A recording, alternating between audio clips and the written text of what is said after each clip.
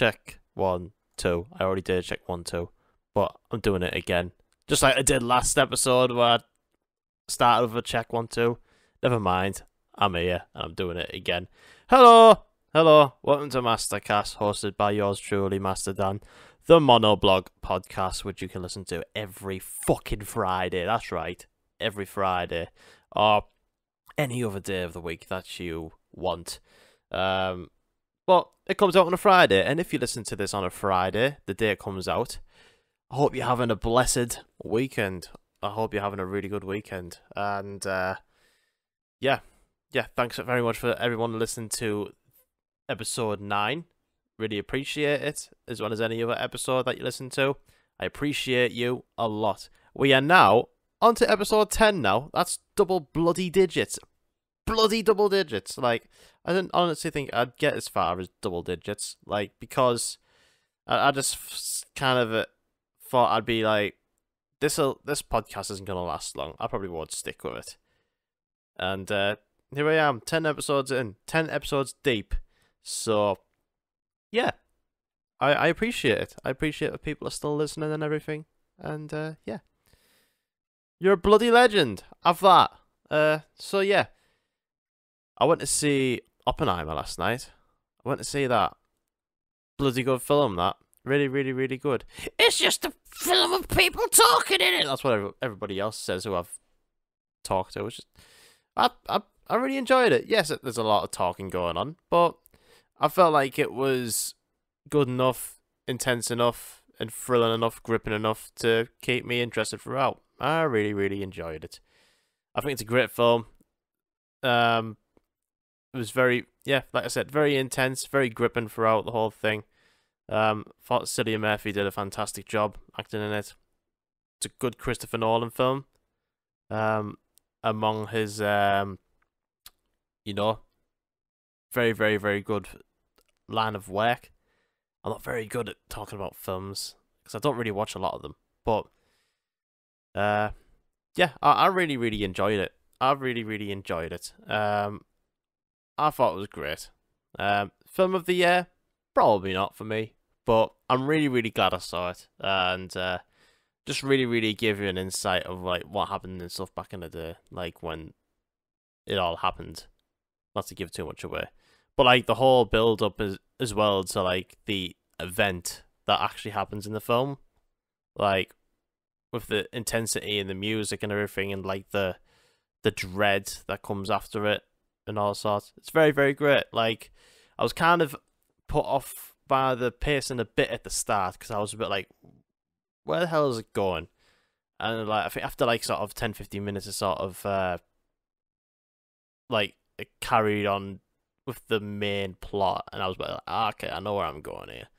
And I wouldn't mind watching it again just to understand a bit more of like the last sort of 45 minutes, hour part to do with like the whole court sessions and everything that went on in the movie. But yeah, I thought it was great. I thought it was really, really good. I'd watch it again. I'd watch it again.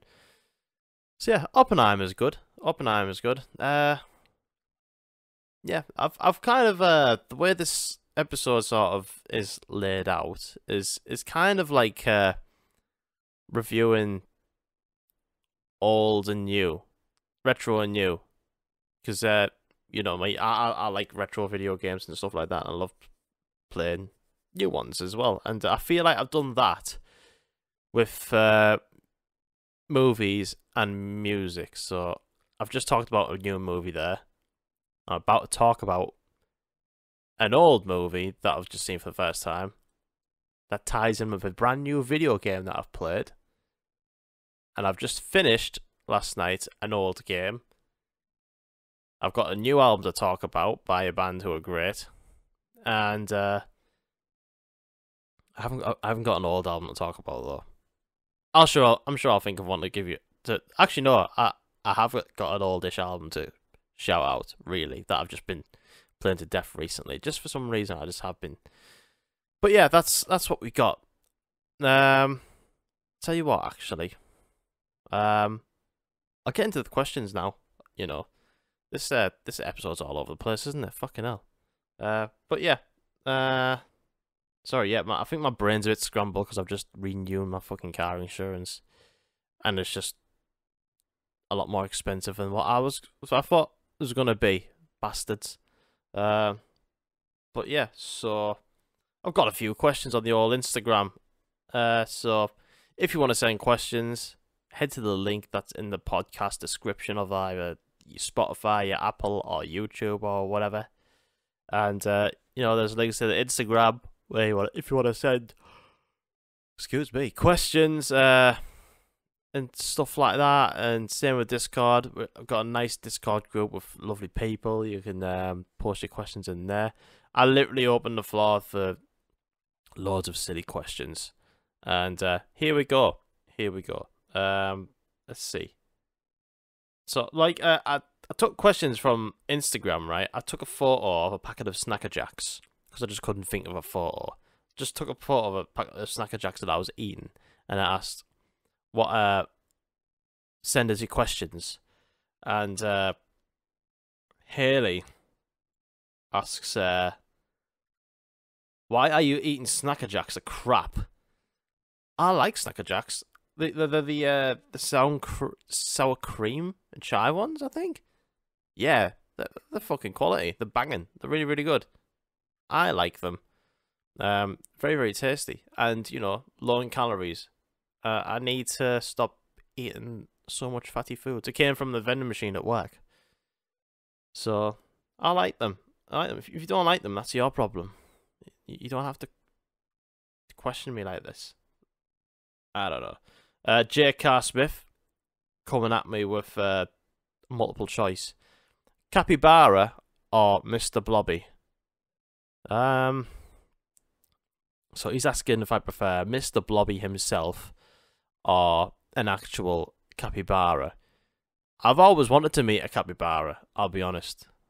I think they're fucking adorable. And from what for some reason, like, my TikTok feed is full of them. And I can't help but just, like, watch the videos of them. And, like, they just look so friendly. Like, they're very, very approachable.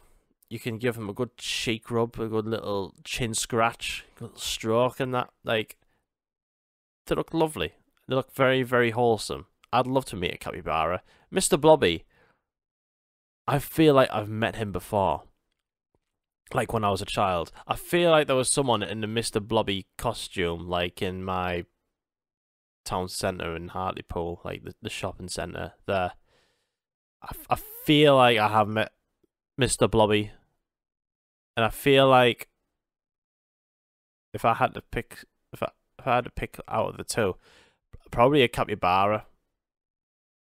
I feel like I'd really cherish the memory of a capybara, of meeting one. I think they're really cool. Mr. Blobby, he's just fucking weird, isn't he? Quite cool, but weird. Like, I don't know. He just always goes, Blobby, Blobby, Blobby, Blobby, Blobby. I think that would do my head in after a bit. I think it would. Yeah, and I've got one more question that comes from Mr. Pleb Lewis. Good old Pleb Lewis, streamer and good friend and good mate of the Twitch channel and all that. Now this ties also to a game that I'm sort of reviewing as well. I say review, just chat about it. Excuse me, I'm quite tired. Sorry, I've got coffee with me. Like, I've not long just woke up. I've got my night shift tonight, so yeah, I might have to get another nap in. Let me just have a sip of coffee. So, Lewis asks, thoughts on Texas Chainsaw Massacre and your favourite games coming out end of year. I will give you my thoughts on that in a moment. And yeah, my favourite games coming out at the end of the year. I am really, really looking forward to Super Mario Bros. Wonder. Like, that game just looks absolutely spectacular. Like, it's just good to be looking forward to, like, a 2D Mario game for the first time in a while, because all the other ones that have come out for, like, the Wii and the Wii U and stuff like that, they're just sort of like rehashes of old Mario that don't really bring anything new, whereas Wonder just looks like a real step up from normal like Super Mario Bros. I don't know how you think about that, but like that's probably the one I'm looking forward to the most. Oh God, I'd say Starfield if I had a fucking Xbox Series console, but I don't. But Starfield looks unbelievable. I would totally totally get that game. If I had an Xbox Series, but I don't have one. And to be honest, I'm not in a rush for one, really. But yeah, yeah, Super Mario's Wonder. Yeah, fucking hell, I can't stop yawning. I'm sorry. I need a nap. So yeah, Super Mario's Wonder. I have also got the Super Mario RPG remake pre-ordered at the moment. I've got that. So yeah, I'm looking forward to that one as well. Red Dead Redemption. I know that's out at the moment for like Nintendo Switch and PS4 and everything to play now. But I've pre-ordered the physical copy because I just love physical media. And the Metal Gear Solid Master Collection, looking forward to playing all that on the Switch as well. That'd be really cool. There's also Spider-Man 2. I'm really interested in playing that. I think I'll definitely get that at the end of the year. Maybe not on release because I'm pretty sure it comes out the same day as Wonder. So yeah, I don't need to get it like on day one really. I'll play Wonder and then I'll probably go get it for PS5. But yeah, that looks good. There's nothing else I can really think of, to be honest, coming up towards the end of the year that I'm really excited about. But yeah, yeah, just top of the list though. Super Mario Bros. Wonder looks incredible. But what do I think of Texas Chainsaw Massacre? That ties into one of the new games I've been playing, and yeah, Texas Chainsaw Massacre.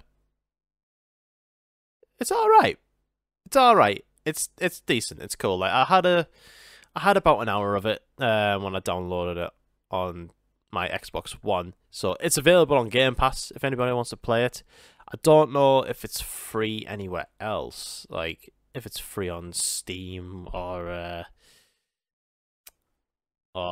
PlayStation Network or anything like that. It's basically like Dead by Daylight if you play that. Dead by Daylight, it's a cool game. I really enjoy that. Basically like that, but there's more killers. So 3 killers and 4 victims. You gotta, if you're playing the victim, you basically gotta try and find your way to escape. It's a different way of trying to escape than Dead by Daylight. You're not having to find 5 generators. It's more about unlocking doors and that sort of thing. And you know, each killer has their own different characteristic and everything. But yeah, it's cool. It's cool. It's a fun game. Oh, there we go. So Texas Chainsaw Massacre is on Steam for £33.50. So yeah, that's not so bad, I guess. But it's free on Xbox Game Pass. I recommend it. It's good, and yeah, I'll probably give it another go. Definitely. I enjoyed it, and the thing is, I played it by myself as well, and I know a couple of mates who do play it. Lewis, one of them. I'll have to play with someone. I'll have to play with a mate. So I'll give you a shout, Lewis, or anybody else. Which also ties in with my old movie review, like that I like chat about, which is the Texas Chainsaw Massacre from 1974, the iconic horror movie. And also as well, I want to point out that the video game Texas Chainsaw Massacre is based on that original movie, because I know there was a few adaptations of it and everything. There's reboots, sequels, and yada all sorts. It tends to happen with horror films, doesn't it, from the 70s and 80s? And yeah, it's based on like all of the original characters, all the original killers and everything. So, and it's set in like the same house as it was in the movie. So I played the game first, and then I watched the game. Sorry, I played the game first, and I watched the movie afterwards because yeah, I've never seen it before, so I wanted to get a bit of better understanding about it. And Texas Chainsaw Massacre horror movie, it's cool. It's cool. I liked it. There's a lot of bloody screaming on it, and it is very, very creepy. Very, very, very, very creepy. I love watching horror films like that date as far back as that, and like just seeing like what tools they had to like make a horror movie back then. Like, you know, like to make a movie like that back then, like you're limited to all the stuff that you've got, like in terms of like makeup and prosthetics and everything else, and like the overall landscape that you're trying to create. And it's just always really, really fascinating. I mean, the acting and all that is it's quite simple and simplistic and a bit dumb here and there, but that's what you have to sort of work with, really.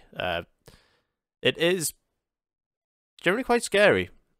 Like, for a movie that is, you know, it'll be fucking 50 years old next year, which is mad to think. Mad to think. So, like, to have a movie that is nearly 50 years old and, like, give you a bit of the creeps and, like, still sort of, like, make you feel a little bit unsettled, I think is a really, really cool achievement. So, if you are playing the game, or have not played the game yet, watch the movie. Because it's only about an hour and a half as well. But I really, really enjoyed it. I was sat watching it with Haley, and I really dug it. It was cool. And yeah, I'd watch it again. Do I want to watch all the other reboots and everything like that? I don't think I'm that arsed. Because 9 times out of 10, they're not really all that to be bothered about. I don't know. I might be wrong. They might actually be really good, and I might be missing out. But there you go. Oppenheimer, new movie. Texas Chainsaw Massacre, old movie. Texas Chainsaw video game, new game. I had just finished an old game last night as well. So, I mentioned on the past couple of episodes that I've been playing Resident Evil 0. I finished that last night, and I played it on the OG GameCube, the OG platform that was released on, and I enjoyed it. I enjoyed it, man. Like, I'm obsessed with Resident Evil, right, as a franchise. I think Resident Evil is absolutely incredible. Like, some of my favourite games has been released by that franchise. Like, Resident Evil 1, 10 out of 10. Incredible. Classic. Resident Evil 2 is like that, but better. Resident Evil 3, probably my favourite. As well as, like, the remakes for these games as well. Like, the Resident Evil 2 remake is unbelievably brilliant, as well as the Resident Evil 4 remake. That is incredible. I've not played the Resident Evil 3 remake yet, but, you know, I've dabbled with a bit of Code Veronica and, like, years ago. Years and years and years ago. And I love Resident Evil 7, Biohazard, and Village as well. I came after it. I think Village was quite mixed by certain people, but I really, really loved Village. I thought Village was fucking phenomenal. And it's a franchise that does dip a bit in quality. Like, I sort of lost touch of it with Resident Evil 5. I thought that was a bit too action orientated. Like, just lost that horror that I loved. And I played the demo of 6, and I thought, I'm not fucking playing this. 6 was bad. 6 was real bad. And they've got, like, a lot of, you know, there's a lot of other, like, Resident Evils that are out there that are, like, aren't, like, mainline story ones, like the Outbreak ones. I couldn't really get away with them. Survivors, not particularly bothered about them. There's Revelations that I've not really played. I do have Revelations 2 as well for the Vita and for my PlayStation 4, but I've not actually played it properly. But there's them ones. There's also like the Umbrella Chronicles and all that sort of stuff. And yeah, But I thought I'd talk about Resident Evil 0 because you can actually buy this off Steam and you can get it for your PlayStation and Xbox as a remaster, which is really, really cool. I'll get into that in a bit. So Resident Evil 0, very different to like your normal mainline ones. Like, this is a prequel to like the first like original Resident Evil that came out for the PlayStation 1.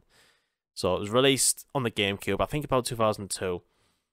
And this one's like a totally different experience because you're playing two characters. And I like the way you use both of them. You are playing someone called... You play Rebecca Chambers, who is part of STARS. She's on a hunt looking for basically someone called Billy, who is apparently a mass murderer. And you bump into him. Turns out he's alright. You end up teaming up with him because there's a fuckload of zombies out. You're not going to just fucking arrest him in the middle of a zombie outbreak. Yeah, you work with him. And you sort of swap items. You'll use one of them to go like a certain area where one of them couldn't, or like to unlock like a puzzle. It's very puzzle orientated, like Resident Evil usually is. And yeah, I like it. I like it. It's good. This game is cheesy as fuck. It is proper cheesy. And, you know, I know Resident Evil has like suffered a bit with its dialogue. Like, the first Resident Evil, like the acting on that is bad. As much of a classic as it is, and as much as I love playing it, fucking hell, the voice acting is bad. Like, you could have been a Jill sandwich. Fucking hell. Like, this one is like, it's quite bad, but it's also really cheesy. But like, it didn't put me off at all, really, because the gameplay itself, it played really, really well. The graphics on the GameCube, like, just looked really great. Like, it's got the whole rendered background, but like, there's still stuff that happen in the backgrounds, like the like flickering lights and stuff and everything. Like the whole art direction just looks really, really cool. But instead, like, there's a few sort of changes, really. Like, both characters are limited to carrying 6 items, which is a lot less than what you'd usually have in any other Resident Evil. Like, you usually have 8, and there's no chests.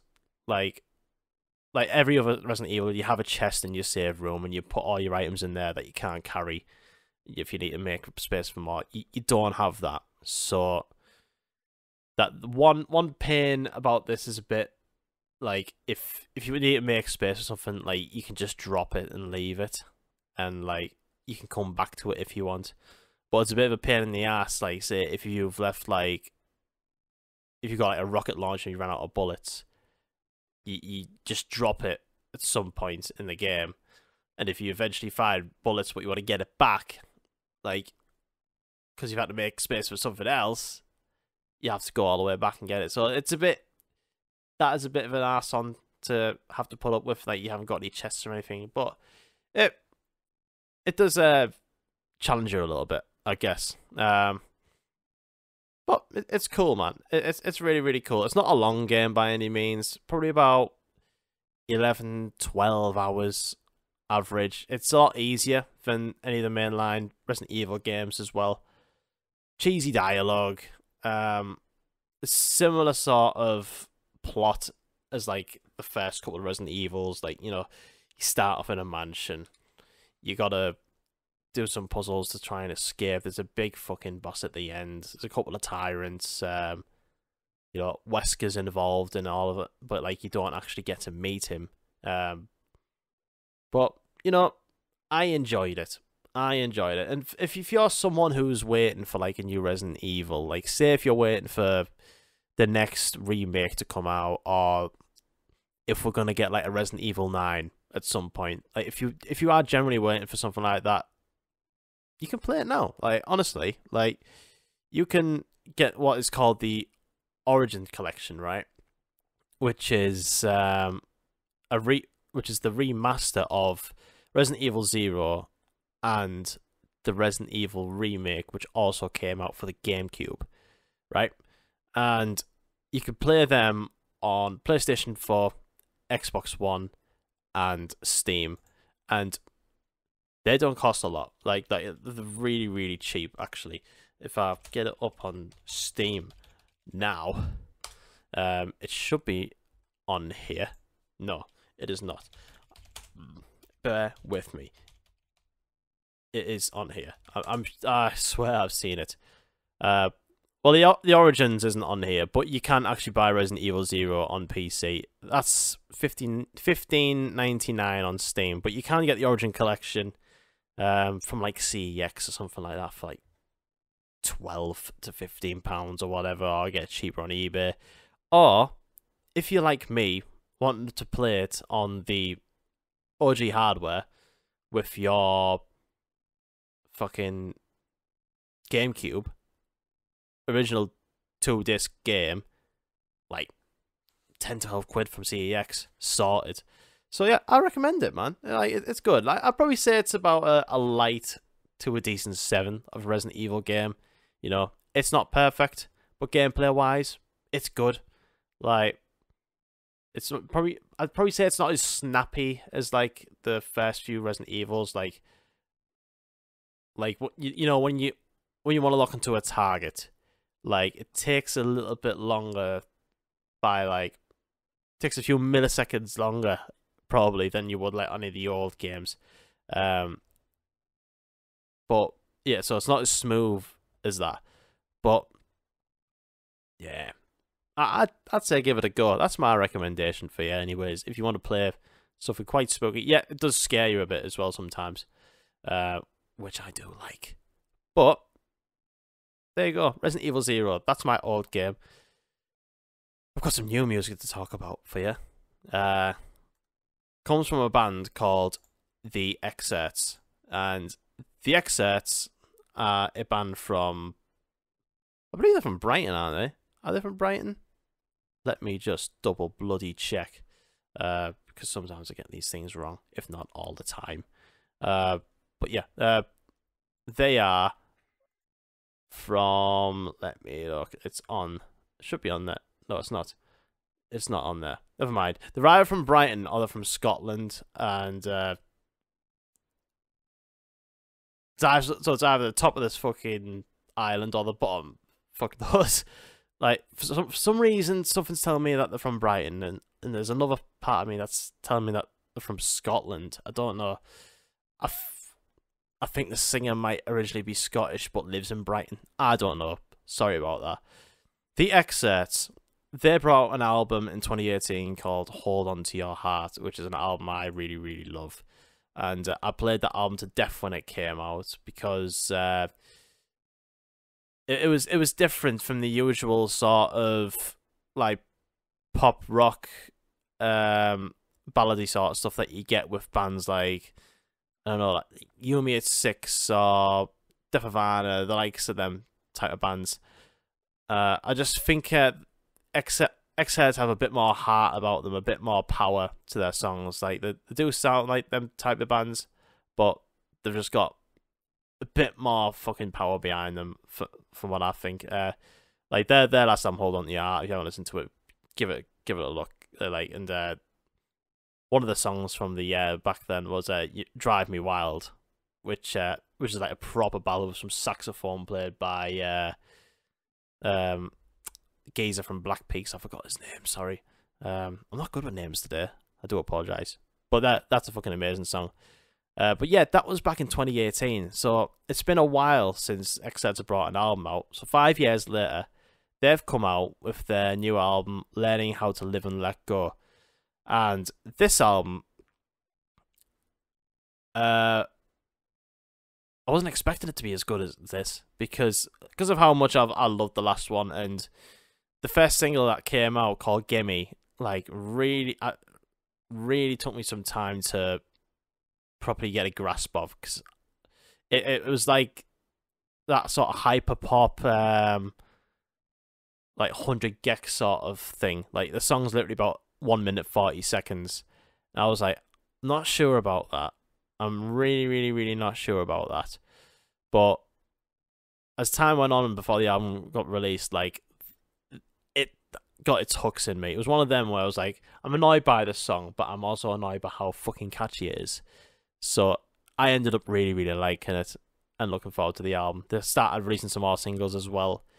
Ache, which is a collaboration with Sam Carter of Architects. He has guest vocals on this, and he sings with his lovely bloody voice. I'm a bloody big, massive Sam Carter fan, and that works really, really well for me. But the album as a whole, I thought it was going to be a case of like all of these hyper pop, distorted, like really sort of like electronic tracks that I've been doing. Like I got that from the first single, Gimme, and I got that from Ache as well.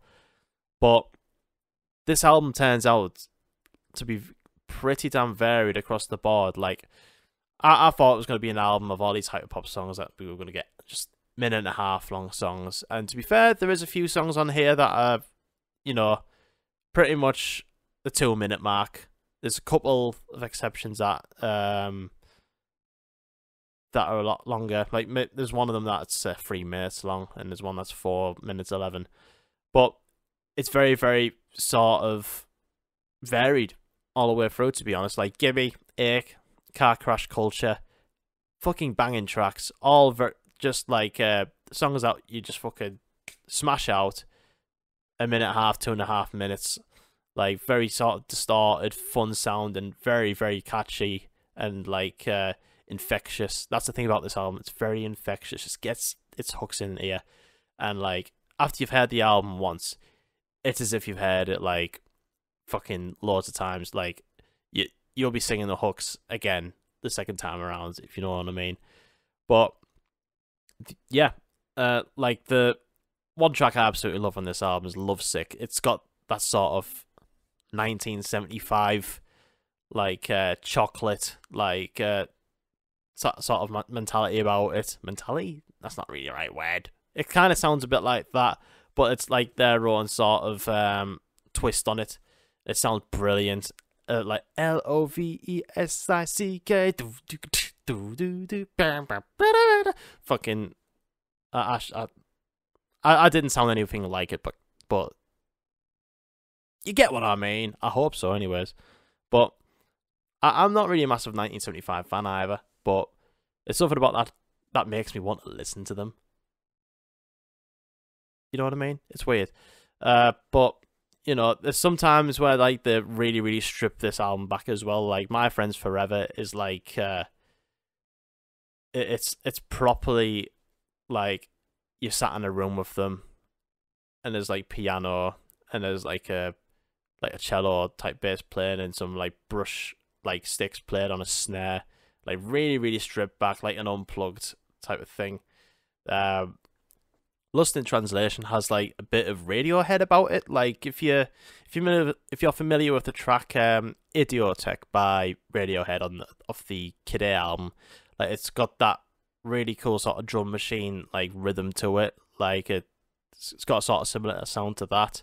I love the production on that. But you know, you've got like some really, really lovely ballady songs like Everything I Cannot Live Without, and like My Friends Forever, as I mentioned earlier, on the more stripped back sort of sound. Because this album, it's just got a good combination of like really sort of distorted, heavy electronic production, but as well as sounding like quite raw and powerful and quite organic, and has its moments of being like really, really acoustic and stripped back. And yeah, this album's only 31 minutes long. It deserves every bit of attention. Definitely. I think the Xcerts are great. They're a very underrated band, and I think they should be bigger than what they are. They've been going a long time as well. Like, to be honest, I've only listened to this album and the album before it. I've not actually listened to any more. I should probably do that. But yeah, this album's great. It's called Learning How to Live and Let Go. If you're into like hyper pop sort of stuff, very 100 Gexy, and then like short songs, but as well as like some of your your ballady, like pop rock stuff, 1975, with bits of Radiohead in it. It's like, it's mad. It's mad. It's mad good. It's mad good. So yeah, there we go. That's the new music I've been on about. I guess I could talk about all music, really. But to be honest, like, all I've been doing really is just listen to Alive or Just Breathing by Killswitch Engage. And, you know, it's just a fucking mint album. That's my recommendation to you. This isn't really just a review of a old album, because why do I need to bother doing that? Just listen to Alive or Just Breathing by Killswitch Engage, which came out in 2002. It's it was the last album of Jesse Leach before he left and Howard Jones joined. And it's a fucking great album. Like, if you want to hear how metalcore properly took off, like, this is one of the albums that came out, like, you know, Killswitch Engage, Poison the Well, them type of bands, and Converge. Like, Killswitch Engage, like, in 2002 is just peak for me. Like, this might be my favourite Killswitch Engage album. So, like, this is the album with Fixation on the Darkness and My Last Serenade, which are, like, some of the big singles by Killswitch that they still play live to this day. Obviously, Jesse Leach has been back with the band for the past 10 years as well, and for me, it's just, I think he might be my favourite vocalist to come out of Killswitch Engage. I've always thought he's been, like, the best sort of heavy vocalist, and Howard Jones has always been, like, the best sort of melodic vocalist, but his singing still sounds amazing on this album. Like, for some reason, I've just been on a real, like, throwback of just listening to this album. Like, I've always loved Alive or Just Breathing by Killswitch Engage, but for some reason I just thought, I'm gonna listen to this album, and, like, now I just have it on fucking repeat because it's fucking awesome. So there you go. There's a bit of old music for you to sink your teeth into. This album is 21 years old. God, I remember when My Last Serenade came out on MTV2 back in the day and loving it. Like, it's a fucking beast. Like, yeah, just listen to this. So those are my recommendations and the stuff I've been up to, stuff I've been watching, listening to, playing. And so yeah, Oppenheimer, brilliant. Texas Chainsaw Massacre movie, great. The game is also great. Resident Evil 0, really enjoyed that. Really recommend you playing that. Like, if you're generally, like, waiting for, like, a new Resident Evil game to play, like, I really enjoyed it. As cheesy as it is, and, you know, it doesn't tie in that well with the mainline story, but, like, it's great. It's good. It's good fun. Just give it a go if you've got, like, a spare 11 of 12 hours or so playing it. Like I say, it's cheap. It's cheap and cheerful. Yeah. Also, the new album by the Xcerts, Learning How to Live and Let Go. Do give that a listen. And if you've had enough of, like, that sort of stuff and you want a mosh, listen to Alive or Just Breathing by Killswitch Engage. So there you go. There's a few things that I just wanted to chat about on the old Podmic Pod. Hope you do check them out. It'll be really cool if you do. As always, you can catch me here every Friday. If you enjoyed the podcast, don't forget to, you know, like, share, subscribe on the YouTube, or follow on your Spotify or Apple Podcast, whatever you're listening to this on audio format wise. This is episode 10. We've got, I believe it is 96, is it? Overall plays on the podcast. No, sorry, 94. Not as much as what I thought. 94 all-time plays of the podcast. So we are 6 plays away from the big 100, baby. So, yeah.